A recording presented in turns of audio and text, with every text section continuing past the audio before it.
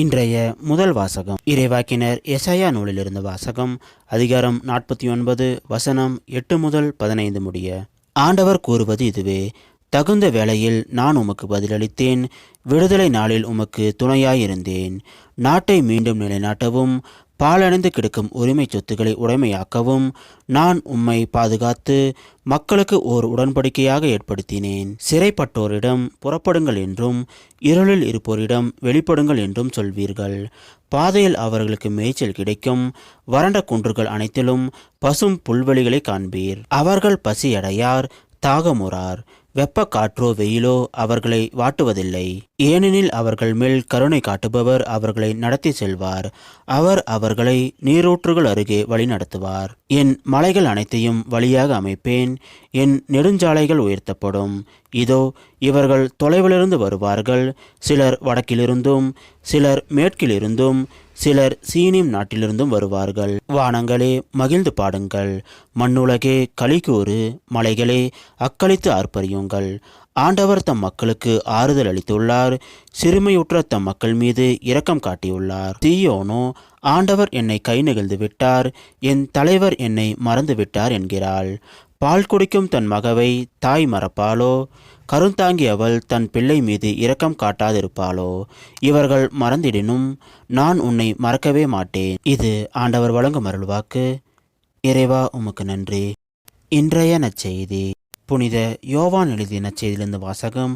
அதிகாரம் 5 வசனம் 17 முதல் 30 முடிய. அக்காலத்தில் இயேசு யூதர்களிடம், என் தந்தை இன்றும் செயலாற்றுகிறார், நானும் செயலாற்றுகிறேன் என்றார். இவ்வாறு அவர் ஓய்வு நாள் சட்டத்தை மீறியதோடு நில்லாமல், கடவுளை தம் சொந்த தந்தை என்று கூறி தம்மையே கடவுளுக்கு இணையாக்கியதால் யூதர்கள் அவரை கொல்ல இன்னும் மிகுந்த முயற்சி செய்தார்கள். இயேசு அவர்களை பார்த்து கூறியது: மகன் தாமாக எதையும் செய்ய இயலாது. தந்தையிடம் தாம் காணும் செயல்களையே செய்ய இயலும்.